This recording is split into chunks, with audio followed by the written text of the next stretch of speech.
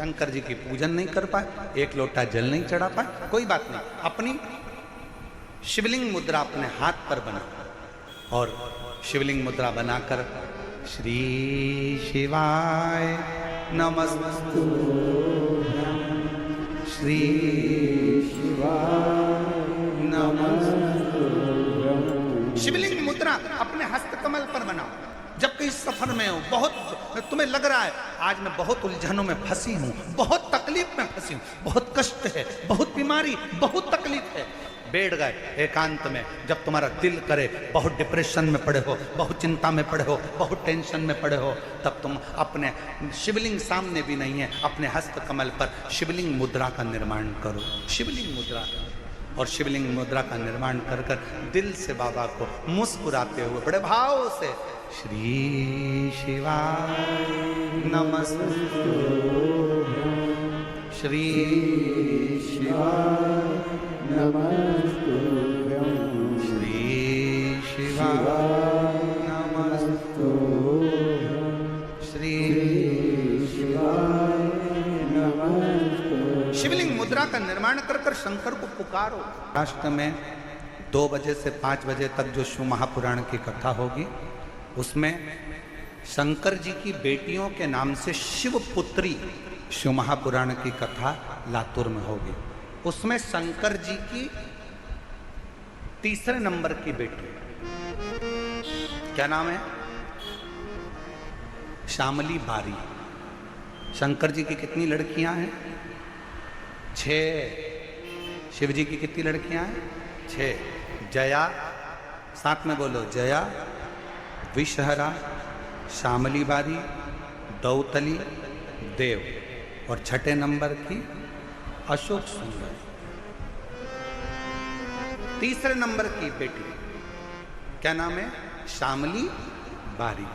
मई से 5 जून तक कथा का जब लाभ लेंगे तो उसमें आप शंकर जी की तीसरे नंबर की बेटी श्यामली बारी का चरित्र सुनिए। श्यामली बारी क्या करती थी? आप उस कथा में जब श्रवण करेंगे लातूर में शिवपुत्री शिव महापुराण कथा में, श्यामली बारी क्या करती थी? एक असुर आया, असुर ने श्यामली बारी का जब हाथ पकड़ा, उसको ले जाकर एक कक्ष में बंधन बना दिया। बंधन, कक्ष में बंधन बना दिया। और शिव की पुत्री श्यामली बारी बंधन से मुक्त होने के लिए शंकर भगवान ने शिव जी का पूरा चरित्र उठाकर देखिए। शंकर भगवान की बेटियों के ऊपर जब जब किसी असुर ने संहार करना चाहा, किसी राक्षस ने शंकर की बेटी को छूना चाहा या शंकर जी की धर्म पत्नी को छूना चाहा, शंकर जी ने उसका अंत नहीं करा। स्वयं पार्वती जी को छुआ तो पार्वती जी ने अंत करा, और शंकर जी की बेटियों को छुआ तो बेटियों ने अंत करा। ये सीख दे रही है शिव महापुराण की कथा। अपनी बेटी को शिक्षा दो, शास्त्र पढ़ाओ, पर साथ में अपनी बेटी को शस्त्र की भी शिक्षा दीजिए कि वक्त पड़ने पर शस्त्र भी चला सके। अपनी बेटी को अच्छा कॉलेज पढ़ाओ, अपनी बेटी को अच्छी शिक्षा दीजिए, अपनी बेटी को अच्छा अध्ययन कराइए, उच्च स्कूल में पढ़ाइए जितना बन सकता है। हमने जयपुर की कथा में भी कहा था कि बेटी को कन्यादान देने से ज्यादा जरूरी है शिक्षा का दान देना। बेटी को अच्छा पढ़ाओ, उच्च शिक्षा प्रदान करो। कन्यादान जो दिया है वो हो सकता है कि एक ना एक दिन समाप्त हो जाए, पर शिक्षा का दान जो तुमने दिया है, बेटी को पढ़ाया लिखाया, वो शिक्षा एक दिन उस बेटी की जिंदगी में कभी ना कभी काम जरूर आएगी। बनाओ बेटी को शिक्षा अच्छी दीजिए और बच्चों को लायक बनाओ, खूब लायक बनाओ, पर बच्चों को इतना लायक भी मत बना देना कि एक दिन को माँ बाप को नालायक समझने लगे। लायक बनाओ, पढ़ाओ, खूब शिक्षा दीजिए। और जिस दिन बेटा कहने लगे पापा तुम्हें कुछ नहीं आता, मम्मी चुप बैठी रहो, पापा तुम बड़बड़ मत करो, चुप बैठे रहो, समझ लेना तुम्हारी शिक्षा किसी काम की नहीं है। तुमने शिक्षा तो दी पर शिक्षा के साथ में संस्कार देना भूल गए थे। जिस दिन तुम्हारी औलाद, तुम्हारा पुत्र ऑफिस में तुम्हारा रुआब है, नौकरी में तुम्हारा रुआब है, घर जाने के बाद तुम्हारी औलाद तुमसे कहे पापा तुम चुप बैठे रहो, तुम्हें अक्ल नहीं है, मम्मी तुम चुप रहो, तुम्हारे को कुछ नहीं आता है, मम्मी चुप रहो, समझ लेना कि तुमने बच्चों को शिक्षा तो दी पर संस्कारों से जोड़ नहीं पाए। तुम बच्चों को लायक तो बना दिए पर उसने तुमको नालायक समझ लिया। इसलिए याद रखना, अपने बुढ़ापे को सुधारने के लिए अपनी औलादों के सामने तुम्हारी पत्नी भले 8वीं फेल है पर बच्चों से हमेशा कहना कि तेरी माँ के बराबर कोई दुनिया में समझदार नहीं है, और अपने बच्चों के सामने कहना कि तेरे बाप के जैसा दुनिया में कोई समझदार नहीं है। अपने औलाद के सामने अपनी पत्नी का सम्मान करो, अपनी औलाद के सामने अपने पति का सम्मान करो। अगर आज पत्नी अपने पति को बच्चों के सामने कहेगी तेरे बाप में तो अकल ही नहीं है, तेरे बाप में तो अकल नहीं है, तो बच्चा भी वही सीखेगा। और बाप बोलेगा तेरी माँ में तो अकल नहीं है, तेरी माँ में तो अकल नहीं है, तो बच्चा भी वही सीखेगा। और एक दिन जब बच्चा बड़ा होगा तो माँ बाप दोनों को चुप करना चाहेगा। इसलिए बच्चे जब पढ़ रहे हों, बड़े हो रहे हों, पढ़ रहे हों, तो उन बच्चों के सामने कहना भले तुम्हारी पत्नी 8वीं फेल है, शिक्षक नहीं है, अच्छी पढ़ी लिखी नहीं है, तो भी कहो कि बहुत अच्छी है।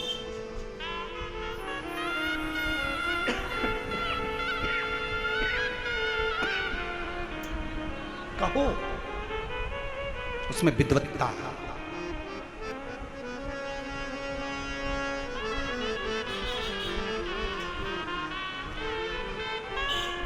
आदर करना सीखा। शिव जी की 3 नंबर की बेटी, नाम बोलिए सब लोग, जम के बोलो, श्यामली बारी।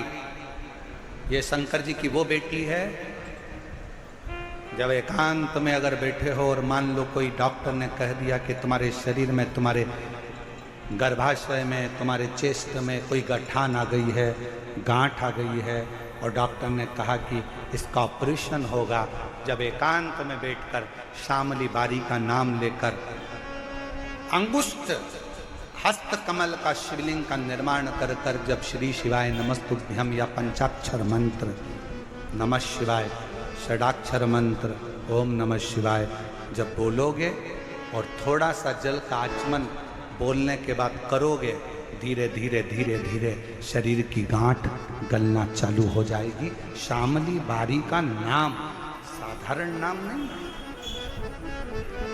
साधारण नहीं। एक बार फिर से बोलो, शिव जी की 3 नंबर की बेटी, क्या नाम है? श्यामली।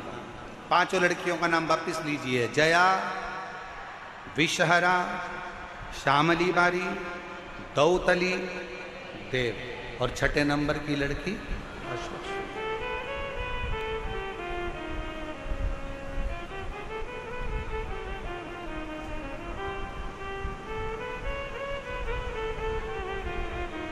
शिव तत्व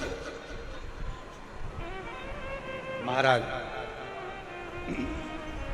शिव को पुकारा नारायण ने, शंकर मेरे पिता, मेरे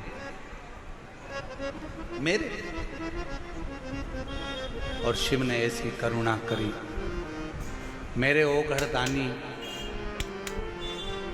उस कंकर में से, उस पत्थर में से मेरा देव अधिदेव महादेव उस नारायण के लिए असली स्वरूप में प्रकट होकर उसको गोदी में खिलाते हैं, उसको अपने हृदय से लगाते हैं। वो मेरा ओघड़दानी। कौन कहता है कि ये कंकर कंकर है? हम कहते हैं कि अगर दिल से पूछो तो वो शंकर है। कुबरेश्वर धाम का इसलिए कंकर पूजा जाता है क्योंकि वो शंकर का एक प्रतिबिंब, प्रतीक शिव का। शिव कथा कर रही है, नारायण को शंकर भगवान अपने असली स्वरूप में आकर दर्शन दे देते हैं और उसको पिता के एक प्रेम जो पुत्र का होता है वो प्रेम दे देते हैं। वो जैसे देवराज नाम का ब्राह्मण गलत कृत्य करते भी मर गया तो भी शंकर के मंदिर में 2 क्षण की शिव पुराण कथा सुनना, बेलपत्र के वृक्ष के नीचे प्राणों को त्यागना और बाद में शिव का धाम प्राप्त करना। उसी तरह जैसे बिंदु चंचुला देवी का पति प्रेत की योनि में पड़ जाता है, चंचुला बिलखती था श्रवण कर देवलोक शंकर जी के धाम में चली जाती है, जहां बैठकर वो अपने पति के लिए तुम्बरुका जी से शिव महापुराण की कथा का पान करती है। भगवान शंकर और पार्वती ईश्वर और गोरा बनकर शिव महापुराण कथा के यजमान बनते हैं। एक बार जोरदार ताली बजाइए, ईश्वर गोरा जी पधार रहे हैं, ताली बजाकर स्वागत करिए। बोली ईश्वर गोरा भगवान की, विश्वनाथ भगवान की। ईसा गोरा बन के भगवान शंकर पार्वती शिव महापुराण कथा के यजमान बनकर कथा सुनने के लिए जाते हैं। कि हमारे दिल्ली में निरंकारी मैदान में यह कथा का लाभ लेने का आज सौभाग्य मिला है, शिव कथा को श्रवण करने का सौभाग्य मिला है। बड़े भाव से 2 बजे से 5 पौंडरिक ने चरण नहीं पकड़े थे, पौंडरिक ने तो ईंट फेंकी थी, इसके ऊपर खड़े हो जाओ। संत तुकाराम जी तो भगवान में समाहित हुए थे। नामदेव जी के लिए तो भगवान ने अपना मंदिर पलट दिया था। केवल सुनार नरहरिदास, केवल नरहरि एक ही था जिसके लिए भगवान ने अपना चरण दिया था। सुनार था, सोने चांदी का काम करता था श्री नरहरि। नरहरि के जो माता पिता थे वो भी सोने चांदी का काम करते थे, पर इनकी पंढरपुर में रहते थे, हरि विठ्ठल की नगरी में रहते थे, पर कभी पंढरपुर की हरि विठ्ठल का दर्शन कभी नहीं करा, ना नरहरि ने करा ना इसके माता पिता ने करा। आज तक पंढरपुर के हरि विठ्ठल का दर्शन नहीं करा था। अब सोचिएगा जरा, पंढरपुर में रह रहा है, वो कहते हैं नदी में रह रहा है और मगरमच्छ से मेल कर रहा है। जरा सोचिएगा। अब नरहरि, उनके माता पिता स्वर्णकारों का गौरव, सुनारों का गौरव नरहरि, जो पंढरपुर में रहते हैं, जिनके माता पिता मल्लिकार्जुन भगवान की सेवा करते हैं, शंकर जी के मंदिर जाते हैं, शिव जी को एक बेलपत्र चढ़ाते हैं, एक लोटा जल चढ़ाते हैं। शंकर की भक्ति के सिवाय वो कभी अपनी दुकान छोड़कर हरि विठ्ठल का दर्शन करने तक नहीं गए, कभी नहीं। अब सुनार नरहरि के माता पिता ने नरहरि को देखा तो विचार करा कि इसकी शादी कर देना चाहिए। बड़ा हो गया बेटा, भगवान के मंदिर जाता है, मल्लिकार्जुन के मंदिर जाता है, पूजन करता है। चंद्रभागा नदी के तट पर एक मंदिर है जिसका नाम है मल्लिकार्जुन महादेव। कौन कौन ने दर्शन करे? हरि विठ्ठल, पांडुरंगा। पंढरपुर कौन कौन गया ये बताओ। अच्छा, सब गए हो पंढरपुर? धर लो, हाथ नीचे धरो। अब पंढरपुर में एक मंदिर है चंद्रभागा नदी के तट पर, मल्लिकार्जुन भगवान का मंदिर। किस किस ने दर्शन करें? हाँ देखो, बहुत लोगों ने करे। मल्लिकार्जुन महादेव, जैसे ही चंद्रभागा को नहाकर निकलोगे घाट पर ही बना हुआ है, घाट तो है ही नहीं, बालू रेत पड़ी है, वहीं पर मंदिर बना हुआ है। और सरल भाषा में समझिएगा, ये महेश्वरी भवन पंढरपुर का, समझ रहे हो ना? महेश्वरी भवन से और आगे गए, राइट में है डोंगरे जी महाराज का भवन, इधर आ गया मुक्ताबाई का भवन।